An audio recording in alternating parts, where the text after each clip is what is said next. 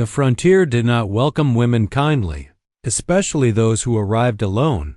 Eliza Harper learned that truth before her boots ever touched the dust of Arizona territory. By the time her wagon reached the last trading post before the open desert, her hands were blistered, her savings nearly gone, and her hope worn thin as the canvas stretched over her supplies.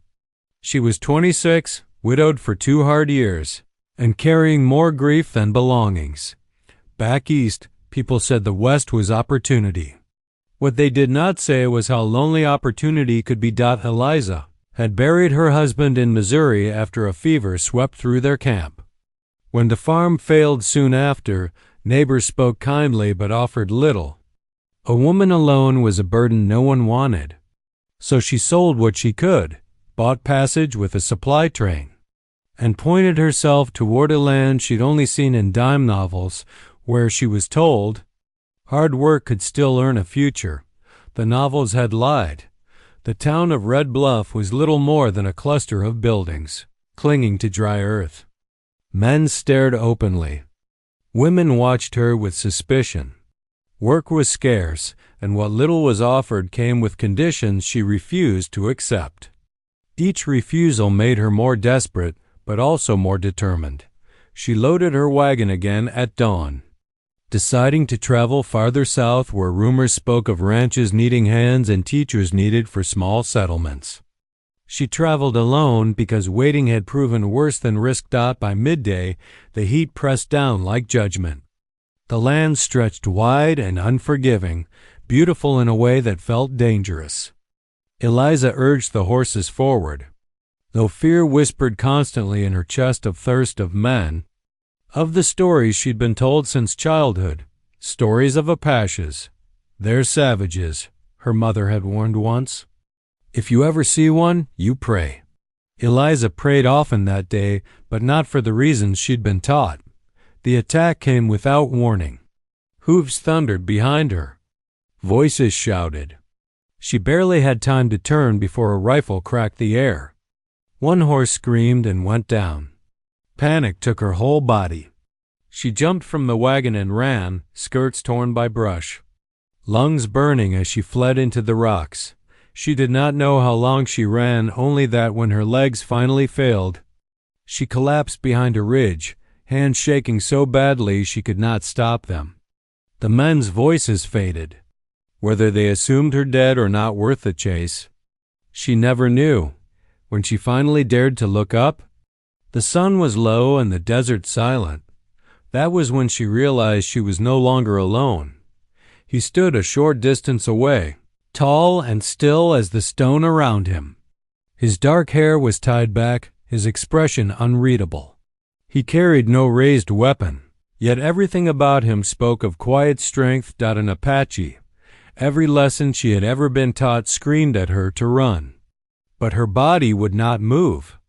She had nothing left, no water, no horse, no path back. The Apache man studied her carefully, as if weighing something unseen. Then, slowly, deliberately, he set his spear aside. He crouched, reached for a waterskin, and rolled it toward her. Eliza stared, confused. He spoke then, his voice calm, low, careful with the words of her language. "You are hurt?" She shook her head, unsure if sound would come out if she tried to speak. "You are safe," he said after a moment. "No one will take you." Safe. The word struck her harder than the rifle shot had. Safe was something she had not felt since her husband's last. Breath faded into the night. She took the waterskin with trembling hands and drank.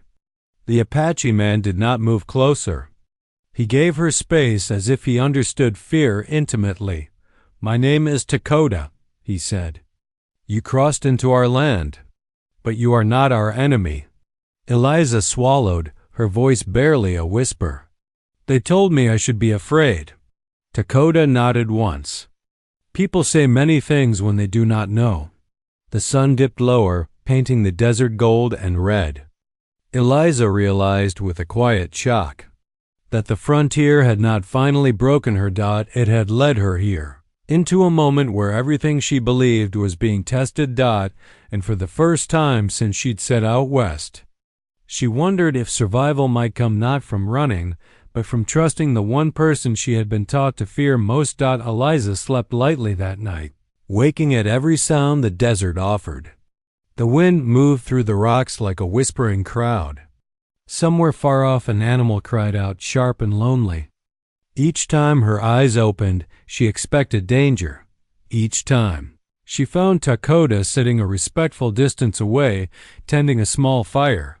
He never stared, never reached, never spoke unless she did. By morning, something inside her had shifted, not trust, not yet, but confusion.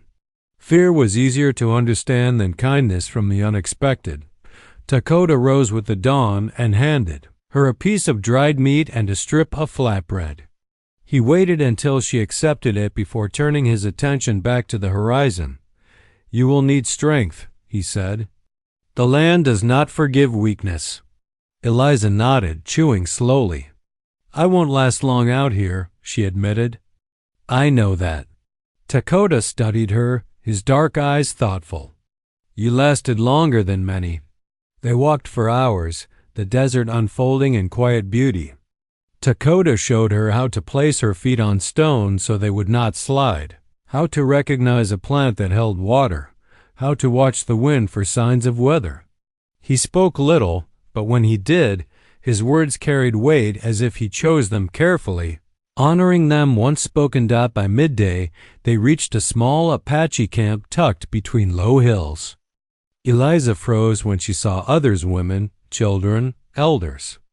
This was not the war camp she had imagined from stories told back east. This was a community. Some looked at her with curiosity, others with caution.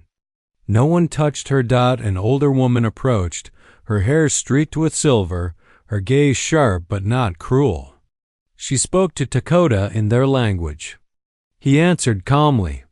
The woman studied Eliza again, then nodded once and gestured toward the shade. "You may rest," Dakota translated. "No one will harm you here."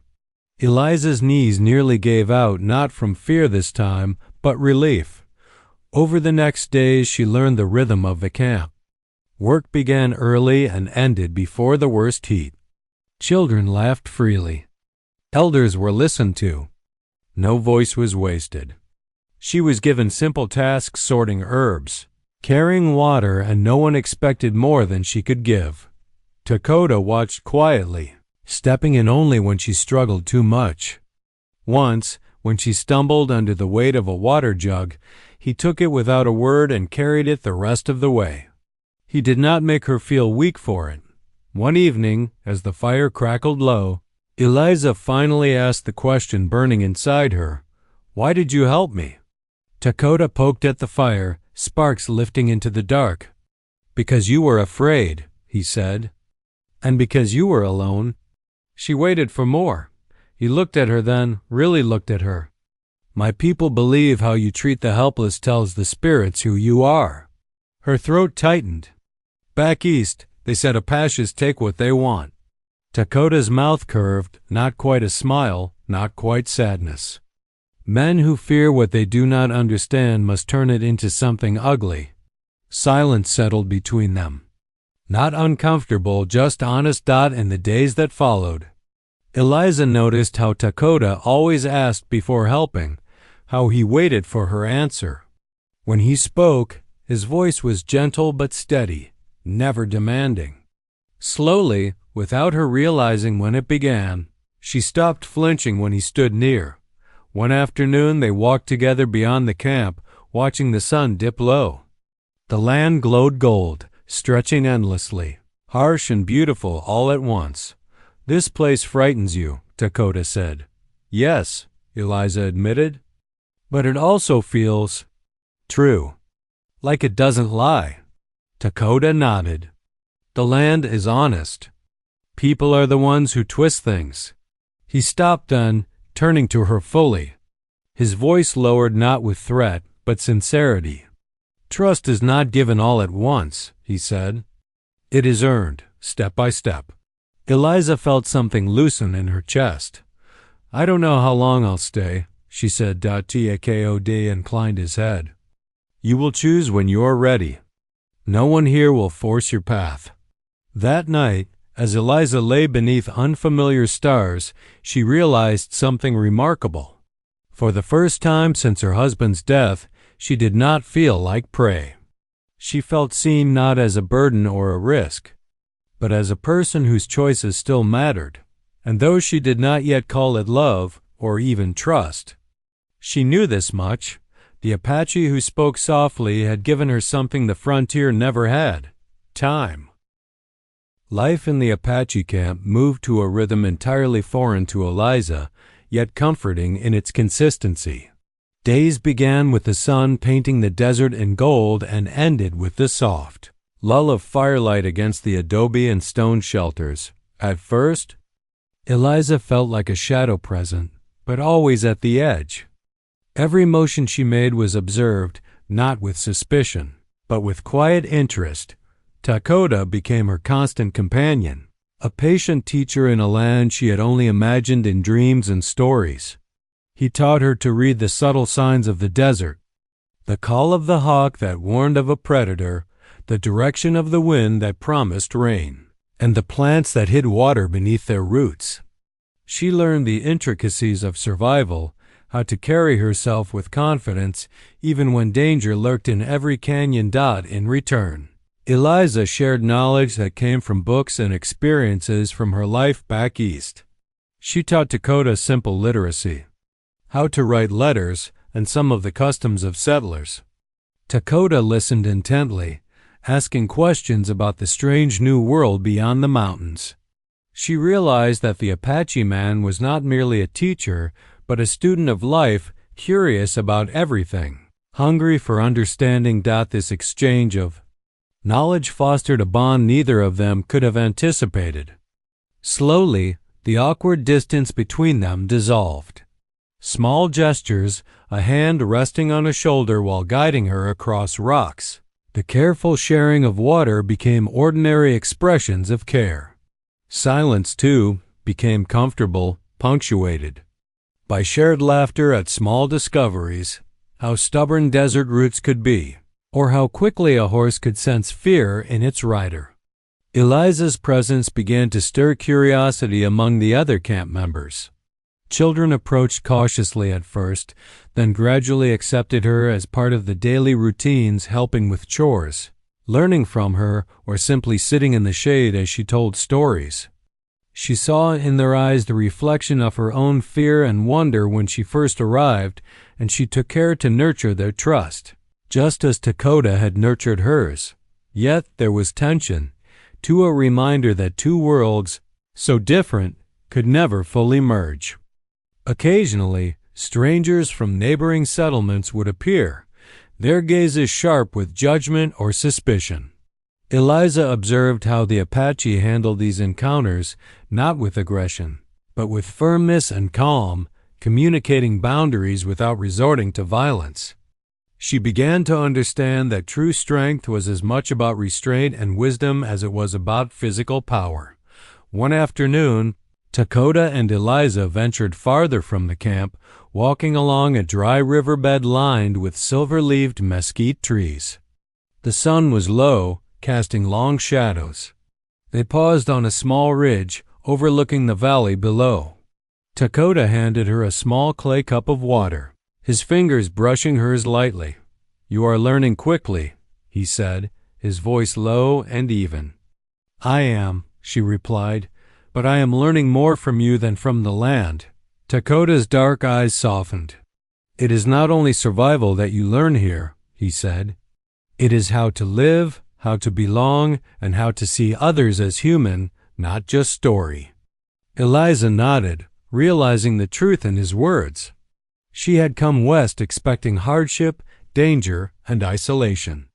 Instead, she found lessons in patience, compassion, and understanding, the very qualities that had allowed the Apache to thrive in a land so many considered hostile. Evenings became a time of quiet reflection.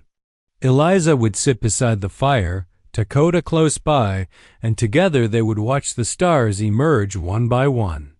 She would talk about her past, about the people she had lost, about dreams that now seemed fragile and distant. Dakota would listen, never interrupting, offering only the steady presence of someone who understood that sometimes the greatest gift was simply being heard. In this way, two worlds separated by history, language, and culture began to breathe together. Trust was no longer a fragile concept. It became a shared reality, built step by step through understanding and patience. The bond between them grew slowly, not through grand gestures or passionate declarations, but through the quiet, steady rhythm of daily life in a harsh, unforgiving land. By the end of the season, Eliza realized she had changed. Fear no longer ruled her heart. It had been replaced by curiosity, respect, and a deep growing affection for the Apache who had taught her the ways of his world. And though she could not yet name it, she understood that something more profound than survival was blossoming, bond that bridged two worlds and promised a future neither had dared to imagine alone. Autumn arrived in the desert with a sudden crispness that brushed the camp with the promise of change. The days grew shorter, the sun dipping sooner behind jagged cliffs, and the nights carried a chill that seeped into even the warmest fires. Eliza had grown accustomed to this rhythm, yet she felt a subtle restlessness she could not name. Her life had been one of constant motion, of fleeing danger and seeking survival. But here amid the steady routines of the Apache camp, she faced a new kind of decision, the choice of her own heart. Dakota noticed her quiet unease. One evening, he led her beyond the camp, up a gentle rise that overlooked the wide valley below. The fading light turned the desert gold and crimson. They stood side by side in silence, the wind carrying the faint scent of sage and distant earth. Dakota's dark eyes met hers, steady and earnest, and for the first time, he spoke in words heavy with intent. "I have seen the way you work with the children, how you care for the camp," he said. "I have seen your courage, your honesty, and your kindness. I would ask you to stay not because I wish it, but because I hope you choose it." Eliza's heart quickened. She had grown to rely on Dakota's presence, to feel the calm certainty he brought to the desert, but fear still lingered. Fear of trusting someone she barely knew, of crossing boundaries she had always clung to. Yet his words were not demands, they were invitations. She realized that for the first time in years, her life could be guided by her own choice, not by circumstance or fear. Dakota took a step closer, careful not to overwhelm her. "I have a vision," he said softly. "A family, a life together. But it will be yours too. It will only begin if you wish it." Eliza looked down, considering the weight of his words. She remembered the emptiness she had carried, the endless loneliness of the frontier, the harsh judgments of towns that offered no sanctuary. Here, in this place so unlike anything she had known, she felt the possibility of belonging not as a shadow or an outsider, but as a person who mattered. She began, and then faltered, unsure if words could capture what her heart was feeling. Dakota waited, patient, giving her the time she needed. Finally, she raised her eyes to him, her voice steady but soft. "I choose to stay. I choose this life with you." Dakota's lips curved in the faintest of smiles, a mixture of relief and quiet joy. "Then we begin together," he whispered. Not out of fear, not out of obligation, but out of choice. From that moment, their lives intertwined in a way that honored both their worlds. Eliza continued her lessons with the children, sharing knowledge and laughter. Dakota guided her through the deeper traditions of his people, the stories of ancestors, the songs of the desert, the rituals that honored both life and land. Every day was a balance of giving and receiving, teaching and learning. Yet, even with trust established, danger was never far from the frontier. Settlers encroached, seeking to claim water or land. Rumors of soldiers moving through the region kept the camp vigilant. Still, Eliza and Dakota faced these challenges together, not as master and pupil, or protector and ward, but as equals who had consciously chosen each other. The decision she had made to stay, to trust, to embrace this uncertain future gave them both courage. One evening, as the sun set in a blaze of fiery orange, Dakota took her hand. "Our future begins not with force," he said, "but with choice. And now it begins." Eliza felt the weight of his words settle into her heart. She had survived the cruelty and lawlessness of the frontier. She had faced fear and uncertainty. But here, in the quiet strength of an Apache camp and the steadfastness of a man who honored her will, she realized something extraordinary. She had discovered freedom, the freedom to choose love, to choose family, to choose life on her own terms. In that moment, beneath the wide sky and fading light, Eliza understood the true meaning of trust. It was not blind obedience or dependence. It was mutual respect, earned through patience and proven through shared experience. And it was this trust, rooted in choice and nurtured by care, that would become the foundation of their future. For the first time since she had left her old life behind, she felt hope, not just for survival, but for happiness. And in the heart of the desert, amidst the whispers of wind and song of the earth, that hope began to take root. Winter approached the desert slowly, dusting the rocky mesas with early frost and sharpening the wind that swept through the valley. For Eliza and Dakota, life had settled into a rhythm of work, learning, and quiet companionship. Yet the frontier, as it always did, had its own tests, and no measure of trust or love could shield them from its dangers. Word came one morning from the scouts. A group of armed settlers had been spotted moving through the canyon nearby, men rumored to be hostile toward anyone they perceived as outsiders.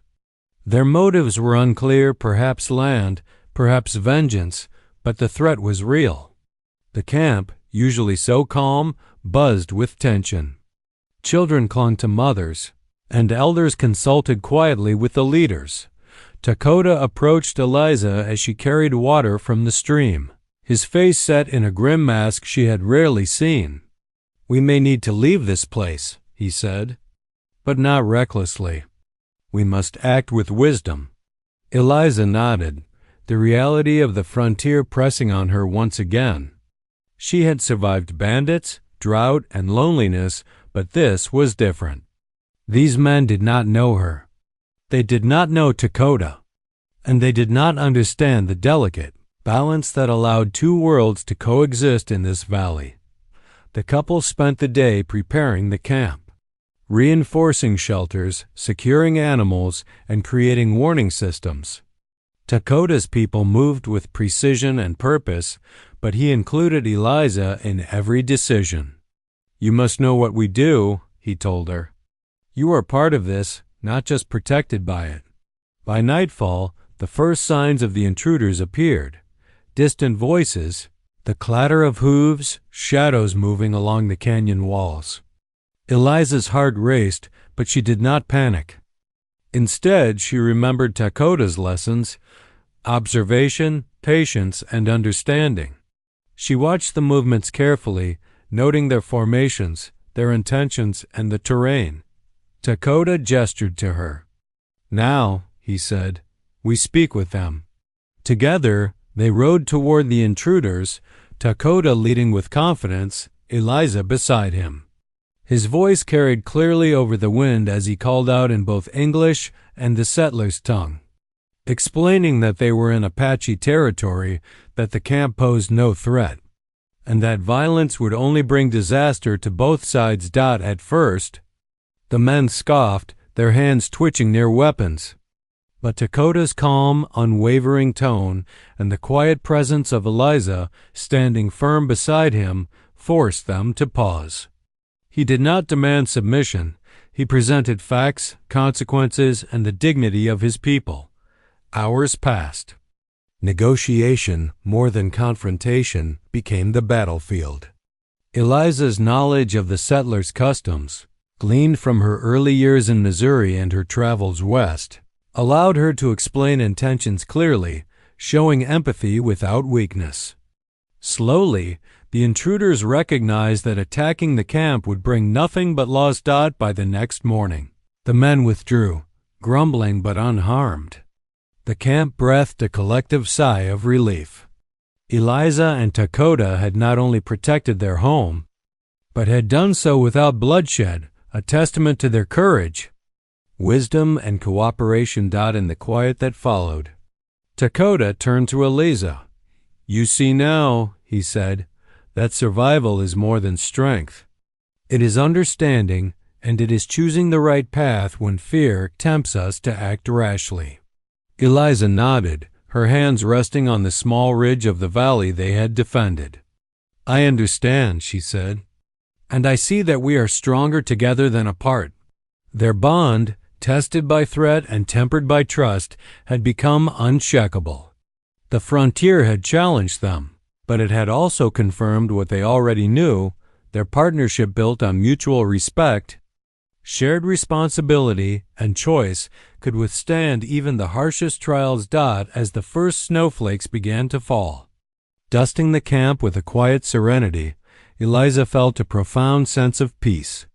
She had faced fear, negotiated danger, and stood shoulder to shoulder with Dakota, not as a follower, but as an equal. The frontier, wild and unforgiving, had tested them, and in passing that test, they discovered something remarkable: love and trust, when chosen freely and nurtured with care, could tame even the harshest wilderness. For the first time, Eliza believed not only in survival, but in a future bright with promise, a life she had chosen, alongside the Apache who had shown her that the frontier was not just a place of danger, but also of hope, partnership, and unbreakable bonds. Spring returned to the desert, softening the sharp edges of winter with bursts of wildflowers and the promise of renewal. The valley that had once seemed harsh and unwelcoming now shimmered with life, a reflection of the journey Eliza had taken from fear to trust, from loneliness to belonging. The camp moved with familiar rhythms, and Eliza felt a contentment she had never known. She taught the children to read and write, sharing stories of distant lands while learning from the elders the wisdom of the Apache people. Dakota remained her constant companion, his presence steady, reassuring, and unwavering. Together, they had faced the dangers of the frontier and emerged stronger, not merely surviving, but thriving. One morning, as the sun rose over the mesas, Dakota led Eliza to a small hill overlooking the camp. From there, the valley stretched endlessly, painted in gold and green, dotted with the figures of children playing, animals grazing, and families tending their gardens. It was a scene of harmony born from patience, understanding, and hard work. Dakota took her hand in his, the gesture gentle but full of meaning. "We have endured much," he said, his voice calm and warm. "The land tested us, the world challenged us, but here we are, together." Eliza looked at him, her heart full. "I never imagined this life," she admitted. "I thought I would only survive, never belong. But now," she smiled, the joy in her eyes reflecting the sunlight, "I feel like I am finally home." The Apache man nodded, his gaze distant for a moment as if remembering the long journey they had shared. "Our future was never guaranteed," he said. "It was built, step by step, choice by choice. And it is yours as much as mine." In that moment, Eliza understood fully the depth of what had been offered to her: trust, respect, partnership, and the freedom to shape her own destiny. The fear that had once dominated her life had been replaced by hope, a hope that was no longer fragile, but enduring. Months passed, and the bond between them grew even stronger. They planted a small garden together, teaching the children to care for the earth as the Apache had taught Dakota. They prepared the land for future seasons, ensuring that their community would thrive. And quietly, in the midst of daily life, they nurtured the beginnings of a family, not through coercion, but through mutual understanding, shared values, and the love that had grown naturally between them. Eliza often reflected on the journey that had brought her here from the dusty roads of the East to the Apache camp, from fear to trust, from loneliness to love. Each trial, each moment of uncertainty had taught her something essential. That strength was not merely physical, that courage included vulnerability, and that true love is born from respect, patience, and choice. One evening, as the sun dipped low over the horizon and the camp settled into quiet, Dakota and Eliza stood side by side, watching the children play and the elders talk in low, measured voices. The desert stretched wide around them, no longer threatening, but alive with promise. Dakota turned to her, a rare softness in his gaze. "We have made our home here," he said. "And in doing so, we have created a future for us, for our children, and for all who live with honor in this land."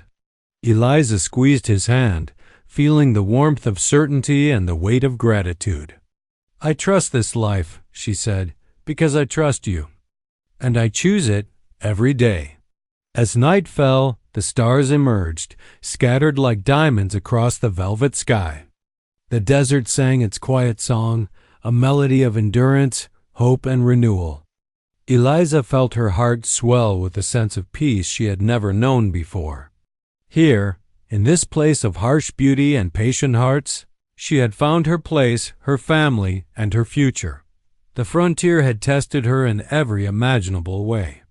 Yet, through patience, understanding, and mutual respect, she had discovered something extraordinary: that life, no matter how wild or unforgiving, could be transformed by love freely given and freely chosen. In the heart of the desert, under the watchful stars, Eliza and Dakota embraced the promise of tomorrow, a peaceful, enduring tomorrow, built together, a testament to trust, courage, and the power of choice. Happy ending. Their love and life flourished. The camp thrived, the children grew, and the lessons of trust, cooperation, and cultural understanding endured proof that even in the wildest of frontiers, hope and family could bloom.